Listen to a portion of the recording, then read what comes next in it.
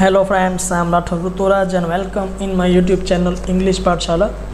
Today we will learn standard 9 to 12 English grammar, which name is identification of function.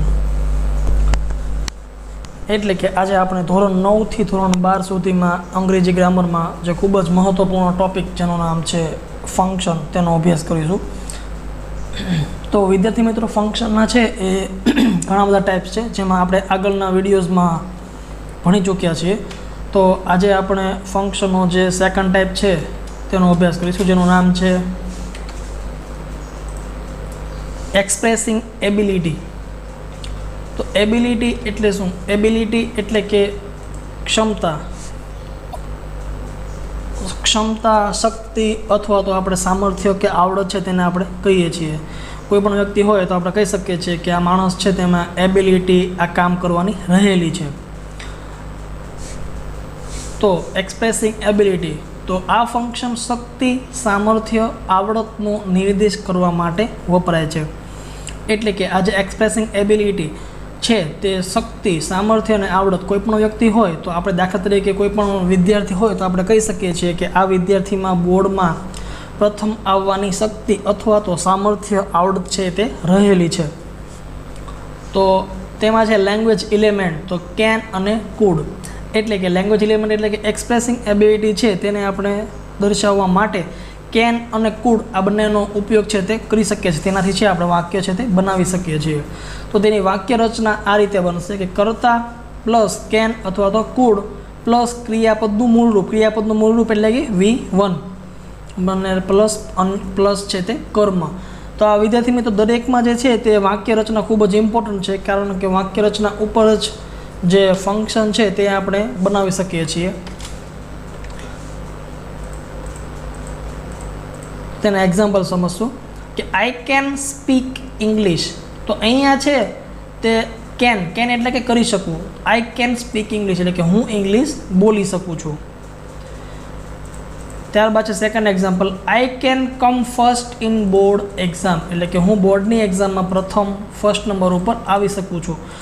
તો અહીંયા છે તે નિર્દેશ કરવામાં આવે છે કે પોતાનામાં છે એ શક્તિ, એનર્જી કે સામર્થ્ય રહેલું છે કે પોતે બોર્ડની એક્ઝામમાં છે તે પ્રથમ છે તે આવી શકે છે.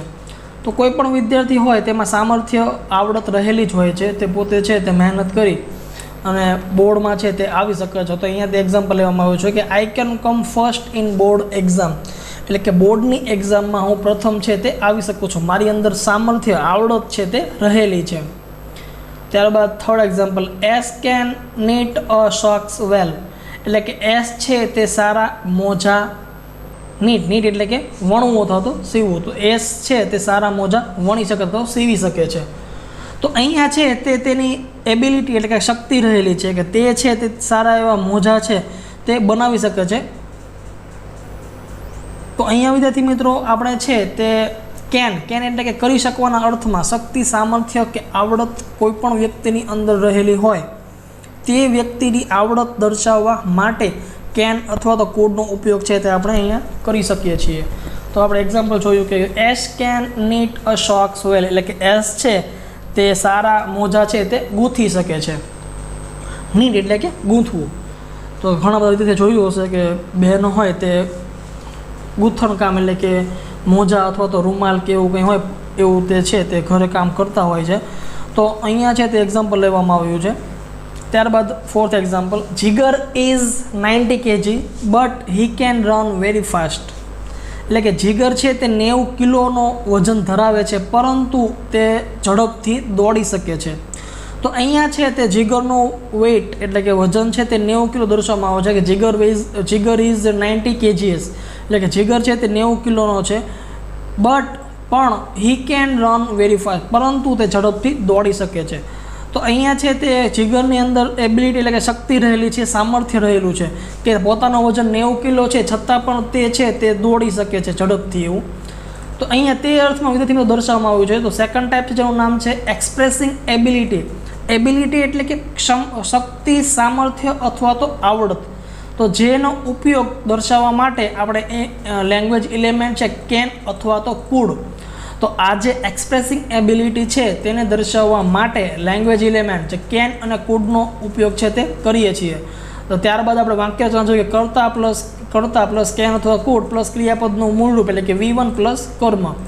અને ત્યારબાદ આપણે એના 4 એક્ઝામ્પલ જોયા. તો દરેક વિદ્યાર્થીઓ છે તે પોતે એક્સપ્રેસિંગ એબિલિટીના જે એક્ઝામ્પલ છે તે પોતે પોતાની રીતે ઘરે છે તે પ્રયત્ન કરી શકે જેથી વધારે માહિતી છે તે મળે. ત્યારબાદ બીજો પ્રકાર છે જેનું નામ છે એક્સપ્રેસિંગ પોસિબિલિટી. પોસિબિલિટી એટલે કે શક્યતા, સંભાવના. ફોર એક્ઝામ્પલ આપણે કોઈ પણ વિદ્યાર્થીએ પરીક્ષા આપી હોય તો તેને ડર લાગતો હોય કે કદાચ હું છે આ એક્ઝામમાં ફેલ થઈશ. તો એ જે છે હું કહે છે કે હું આ એક્ઝામમાં ફેલ થઈશ એવું મને લાગે છે, તો તે શક્યતા દર્શાવે છે કે હું એક્ઝામમાં ફેલ થઈશ. તો તે જે છે તે સંભાવના કે શક્યતાનો નિર્દેશ કરે છે. તો અહીંયા જે એનો ટાઈપ છે જેનું નામ છે એક્સપ્રેસિંગ પોસિબિલિટી.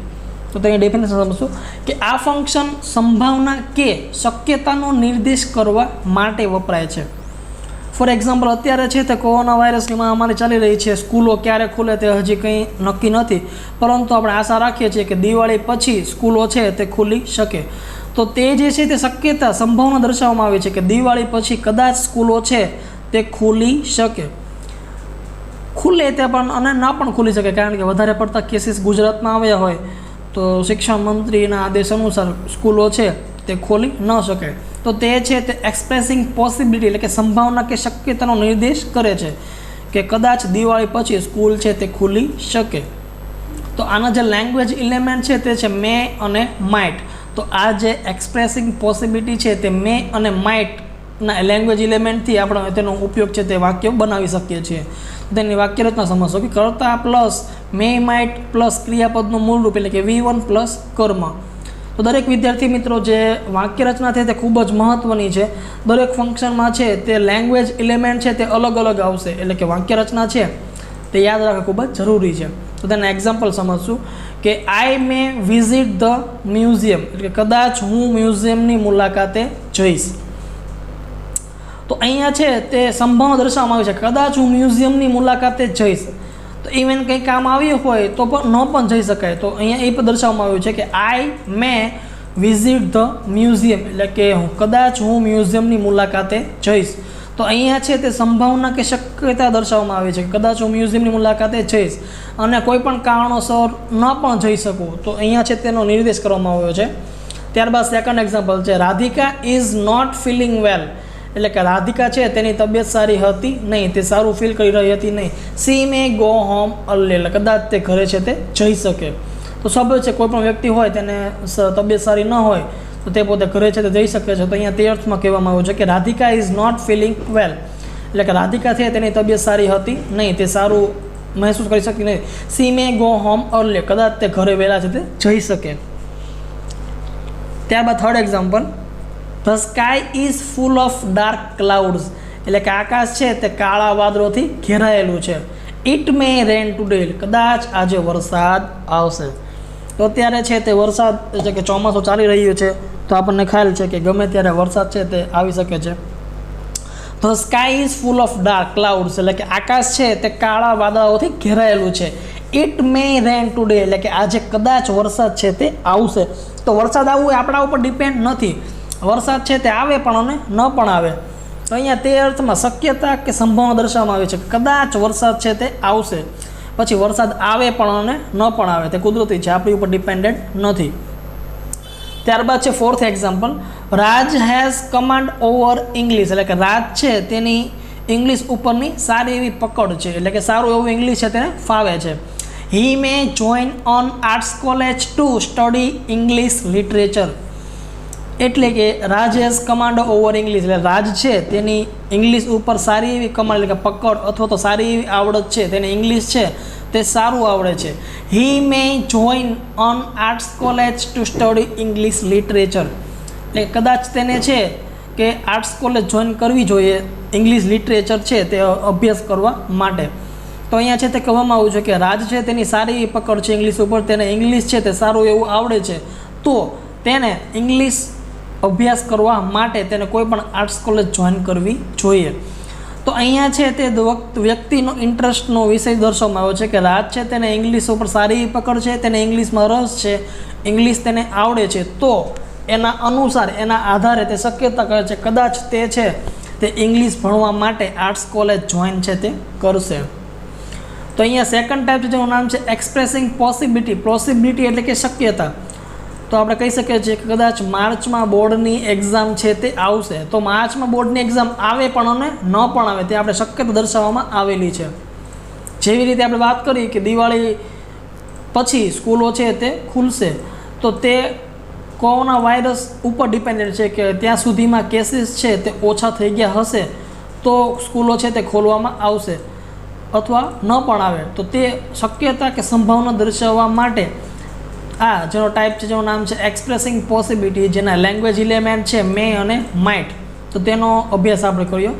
ત્યારબાદ છે એક્સપ્રેસિંગ નેસેસિટી એટલે કે કર્તવ્ય.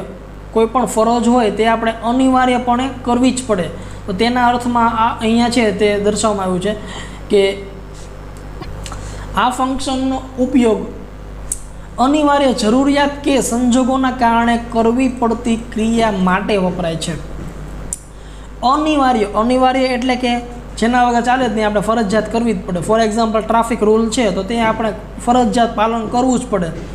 તો અત્યારે છે તે કોરોના વાયરસ ચાલી રહ્યો છે તો આપણને ખ્યાલ છે કે દરેક વ્યક્તિએ છે તે ફરજિયાત સોશિયલ ડિસ્ટન્સ જાળવવું અને માસ્ક છે તે પહેરવું.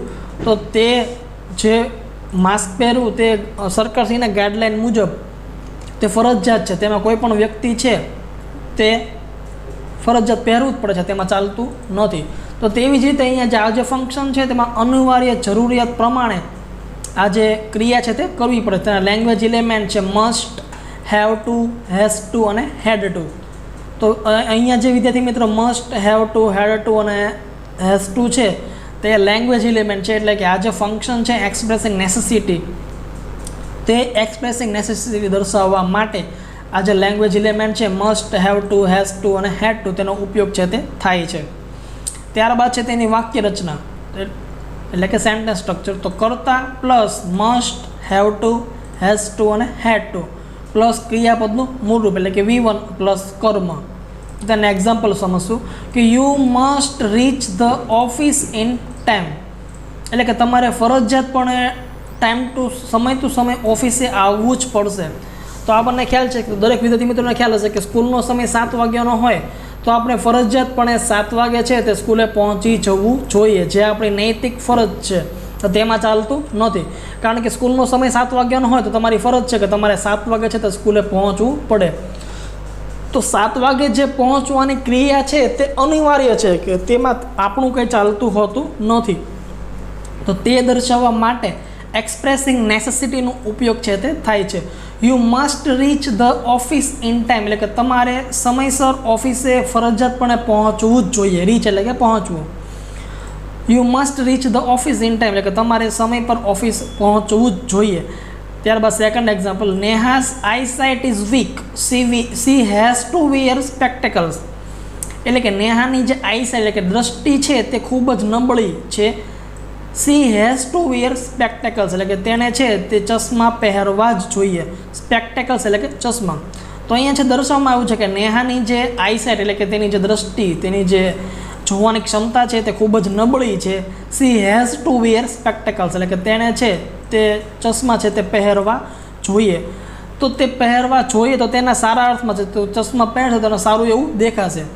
ત્યારબાદ છે third example, your vocabulary is લો એટલે કે તમારી જે શબ્દ ભંડોળ છે તે ખૂબ જ ઓછું છે. યુ મસ્ટ પ્રેક્ટિસ અ લોટ એટલે કે તમારે છે તે ફરજિયાતપણે પ્રેક્ટિસ છે તે કરવી જોઈએ.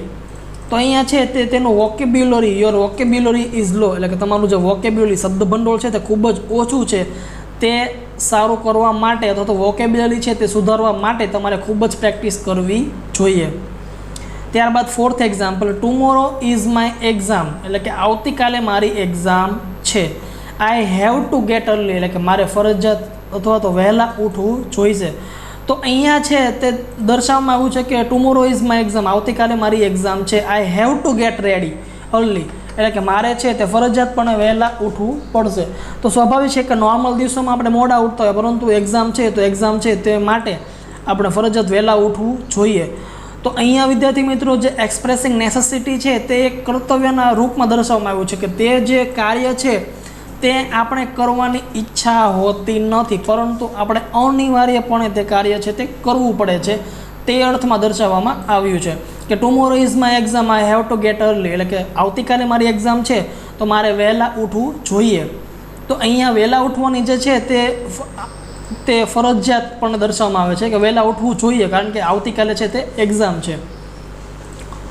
તો ત્યારબાદ છે એક્સપ્રેસિંગ ઓબ્લિગેશન.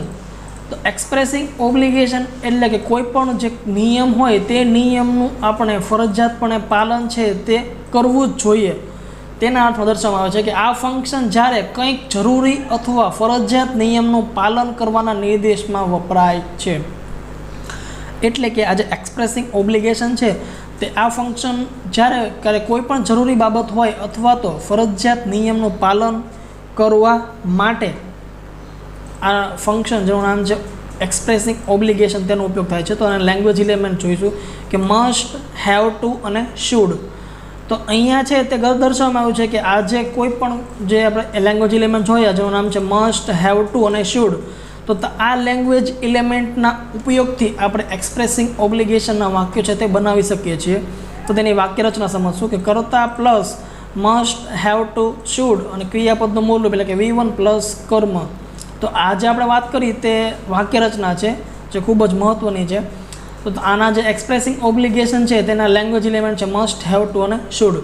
તો આ જે ફંક્શન છે જેનું નામ છે એક્સપ્રેસિંગ ઓબ્લિગેશન તે કોઈ પણ જરૂરી અથવા તો ફરજિયાત નિયમનું પાલન કરવાના નિર્દેશમાં વપરાય છે. ફોર એક્ઝામ્પલ અત્યારે છે તે ટ્રાફિકના નિયમો ખૂબ જ કડક થયા છે, તો ફરજિયાત આપણે બહારગામ જવું હોય તો આપણે હેલ્મેટ છે તે ફરજિયાત પહેરવું જોઈએ. તેમજ હેલ્મેટની સાથે RC બુક અથવા તો PUC છે તે રાખવું ખૂબ જ જરૂરી છે. તો તેના એક્ઝામ્પલ જોઈશું કે I must complete my homework by tomorrow.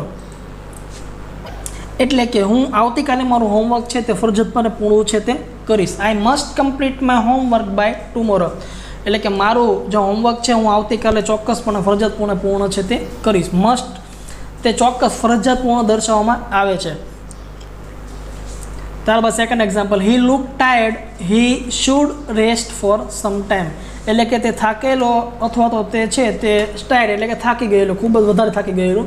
તો he look tired, he should rest for some times એટલે કે તે ખૂબ જ થાકી ગયેલો દર્શાય છે, જોવા મળે છે, તેને થોડો સમય આરામ છે તે કરવો જોઈએ.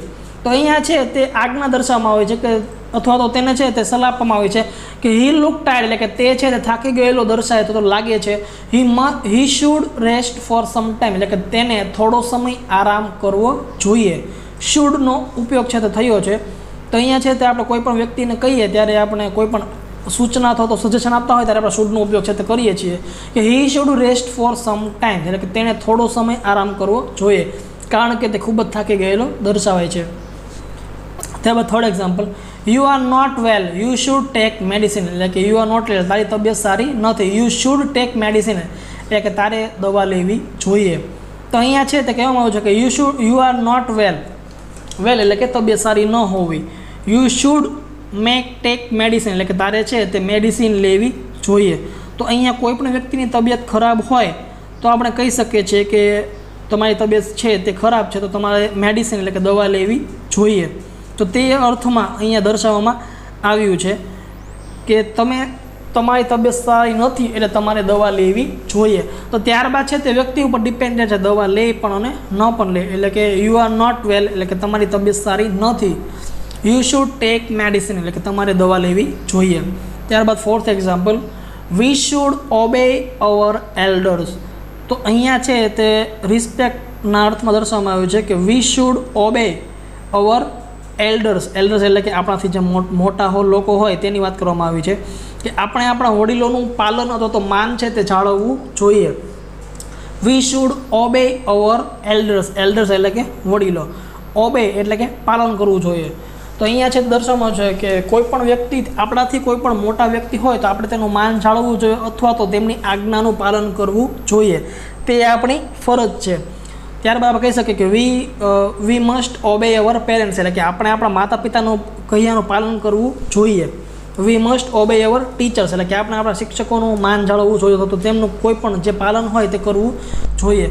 તો અહીંયા છે તે એક્સપ્રેસિંગ ઓબ્લિગેશન છે તે દર્શાવવામાં આવ્યું છે કે કોઈ પણ કંઈક જરૂરી અથવા તો ફરજિયાત નિયમોનું પાલન કરવાના નિર્દેશમાં વપરાય છે. ફોર એક્ઝામ્પલ, આપણે છે તો સ્કૂલે જઈએ તો સ્કૂલનો સમય હોય 7:30 થી 1:30 વાગ્યા સુધી, તો તે જો નિયમ છે તે ફરજિયાતપૂર્ણ આપણે તેનું પાલન કરવું જોઈએ, તેમાં આપણું કશું ચાલતું નથી. તો તે અર્થ દર્શાવવા માટે એક્સપ્રેસિંગ ઓબ્લિગેશનનો ઉપયોગ છે તે થાય છે કે we should obey our elders, એટલે કે આપણે આપણા વડીલોનું માન જાળવવું જોઈએ.